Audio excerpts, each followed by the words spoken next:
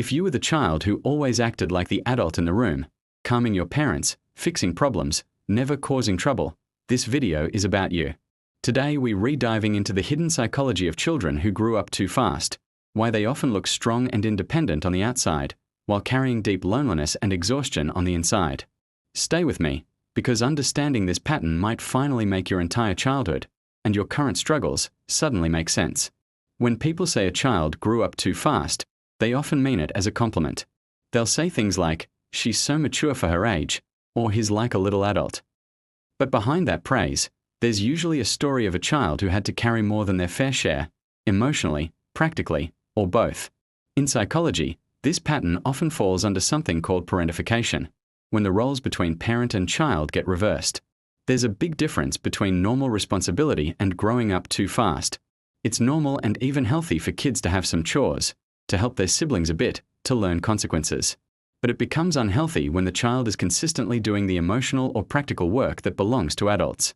For example, a child who has to manage the family's mood, comfort a crying parent, break up adult arguments, or become the second parent to younger siblings. This often happens in families where there's some kind of chronic stress or instability. Maybe a parent is struggling with mental illness, addiction, or serious physical illness. Maybe there's divorce, domestic violence, or severe financial stress. Sometimes it's more subtle, emotionally immature parents, parents who are physically present, but emotionally absent, or parents who lean on their child as a best friend or therapist. The child doesn't choose this role. The family system quietly pushes them into it. Psychologically, something very important gets disrupted here.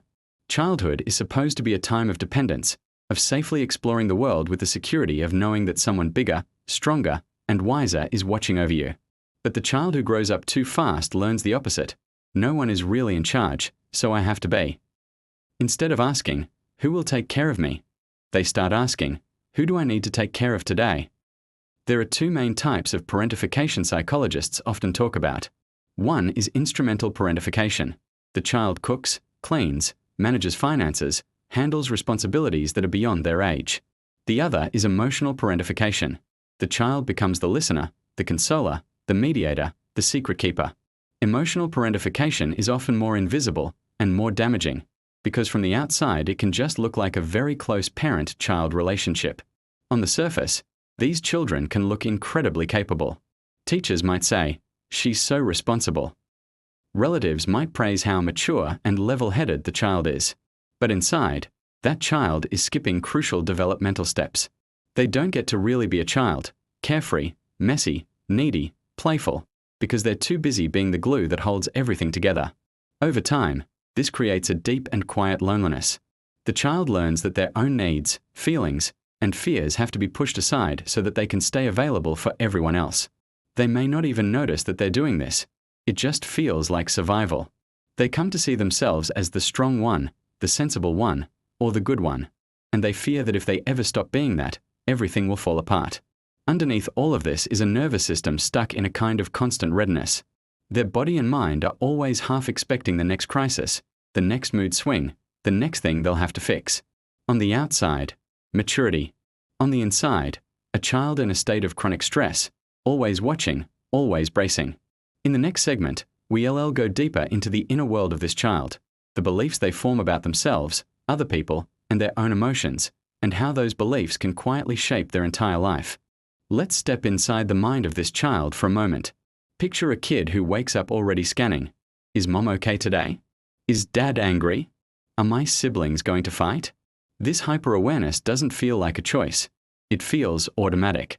The child's brain is constantly running predictions. What mood is the house in? What do I need to do to keep things calm? One of the first psychological consequences is the formation of powerful core beliefs about themselves. A common one is, "I am only valuable if I am useful."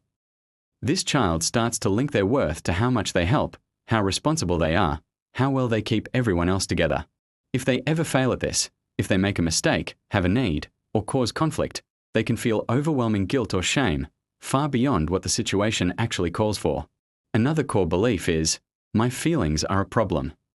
If every time they were sad, scared, or angry, the adults around them were too overwhelmed, dismissive, or unavailable to respond, the child learns that their emotions are dangerous or burdensome. Maybe they were told directly, "Stop crying, you're making things worse," or maybe the message was indirect. Tears were met with silence, changing the subject, or the parent collapsing emotionally. The child learns to shut down instead of reaching out. The way they see other people is also deeply affected. They might internalize the belief, "Adults are fragile," or "If I'm honest about how I feel, people will break or leave." They may start to assume that relationships are about managing the other person's emotional state, not about mutual support. This can make true intimacy feel scary, because intimacy would mean showing their real, messy, vulnerable self, something they've never been allowed to do safely. Attachment theory is very relevant here. Children who grow up too fast often develop insecure attachment patterns.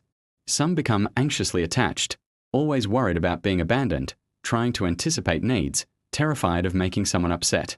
Others become more avoidant, convincing themselves they don't need anyone, staying distant, over-focusing on being independent because needing others feels unsafe. Many flip between the two, depending on the situation. Their nervous system is also reshaped by this early stress. Being in a chronic state of emotional responsibility keeps them in a kind of low-level fight-or-flight mode. They may seem calm, but inside they're constantly on alert. Later in life, this can show up as anxiety, insomnia, trouble relaxing, or feeling like they can never really switch off. To them, relaxation may actually feel uncomfortable or even dangerous, because they associate it with not being prepared for the next crisis. Identity becomes another casualty. Instead of asking, "Who am I? What do I like? What do I want?" the child's inner questions become, "What do others need? Who do they want me to be?" Their sense of self forms around caregiving and responsibility. As adults, they might say things like, "I don't really know what I like," or "I'm great at taking care of others, but I have no idea what I want for myself." All of this creates what we might call pseudo-maturity. They look grown up, but their inner emotional world is full of unfinished processes. There's a part of them that never got to fully be young, messy, dependent, and safely needy. That part doesn't just disappear. It stays hidden, often showing up later as sudden emotional outbursts, intense loneliness, or a longing for something they can't quite name. In the next segment, we'll look at how this child learns to cope with these internal realities through perfectionism, people-pleasing, hyper-independence, and other strategies that help them survive, but can later cause serious problems. When a child grows up too fast, they don't sit down and consciously design coping strategies. Their brain and body adapt automatically, shaping patterns that help them survive in the short term. Over time, these patterns become personality traits, often praised by others, but deeply exhausting to live with. One of the most common strategies is perfectionism. If the child learns that mistakes lead to anger, chaos, or shame, they may start believing, "If I can just be perfect, everything will be okay." They'll try to get perfect grades, behave perfectly, never cause a scene, never express negative emotions. Perfectionism becomes a way to control not just themselves but, in their mind, the emotional climate of the whole family. Another major strategy is people-pleasing. Pleasing others becomes a way to feel safe. If they keep everyone happy, maybe no one will explode, collapse, or abandon them. So they become experts at reading faces, tones of voice, subtle changes in mood. They apologize quickly, agree easily, avoid conflict at all costs. They say yes when they mean no, because saying no once felt far too dangerous. Then there is hyper-independence. Some children decide, consciously or unconsciously, that needing others only leads to disappointment.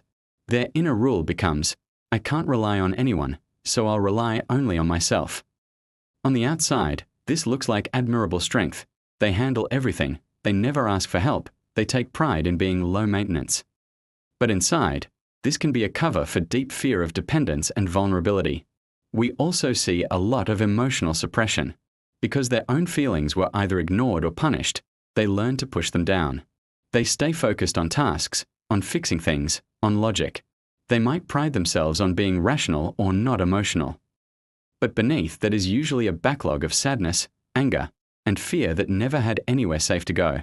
Sometimes the suppression turns into numbness. They don't feel much of anything, and that scares them. Some of these children develop a caregiver identity.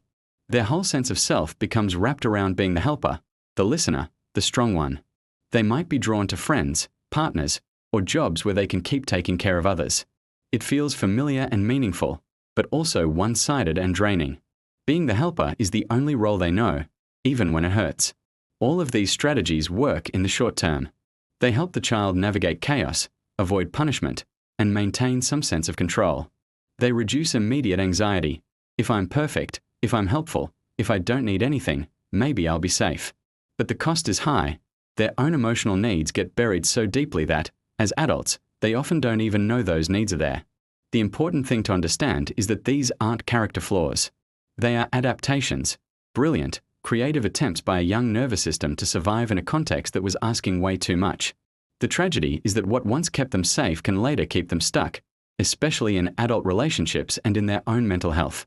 In the next segment, we'll explore what happens when this child becomes an adult, how these survival strategies show up in love, work, friendships, and the quiet moments alone, and why so many strong adults secretly feel like scared children on the inside. As the child who grew up too fast moves into adulthood, the world starts praising them. Employers love their work ethic. Friends admire how dependable they are. Partners often say, "You're so mature," or "You're not like other people." On the surface, it looks like everything turned out well. But internally, many of these adults feel anxious, empty, or like they're living a role instead of a life. In romantic relationships, their childhood patterns often replay. If they were the emotional caretaker in their family, they may unconsciously choose partners who need caretaking, people who are chaotic, emotionally unstable, or needy. Being the rescuer feels familiar. They're comfortable being the one who listens, supports, and fixes. But over time, they may notice a painful pattern. Why do I always end up with people I have to save? Alternatively, they might go in the opposite direction and choose partners who seem very strong and independent, but who are emotionally distant. This allows them to avoid feeling too needy, because their partner never really comes close enough to see their vulnerability. In both cases, true mutual emotional intimacy, where both people can be strong and weak, is very hard.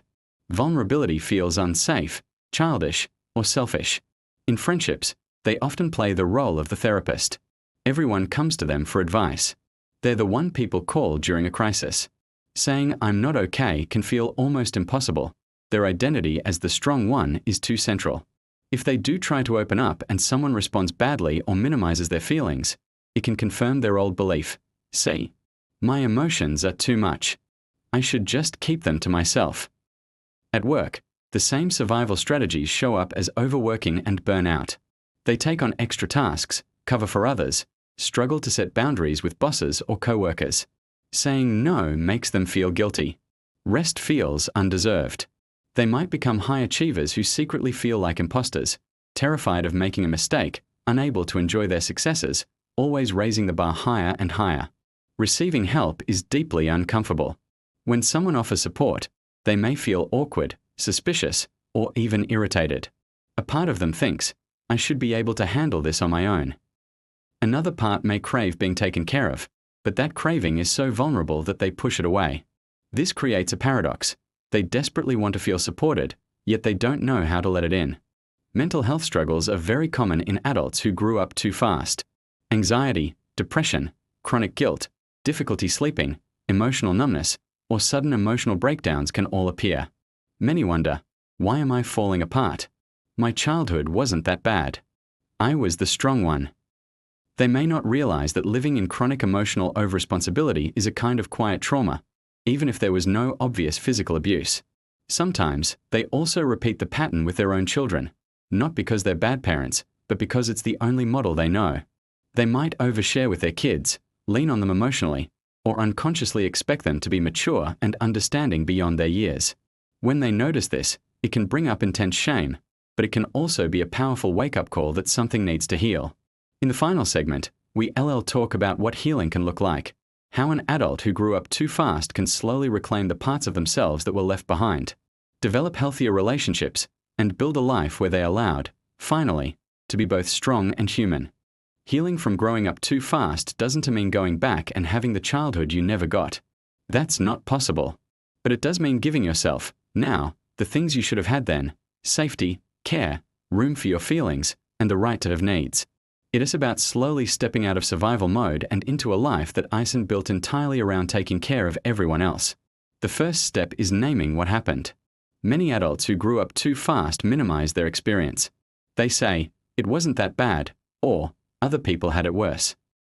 But acknowledging that you were given adult responsibilities, especially emotional ones, far too early is not about blaming your parents forever. It is about giving your younger self the validation they never got. You were carrying too much. That wasn't fair. Next comes self-compassion. This can feel very unnatural at first. You might be used to talking to yourself in a harsh, demanding way. Get over it. Stop being weak. Just push through. Self-compassion sounds more like talking to a younger you. Of course you're tired. Of course this is hard. You've been holding so much for so long. This isn't self-pity. It's the foundation for any real change. A crucial part of healing is learning boundaries.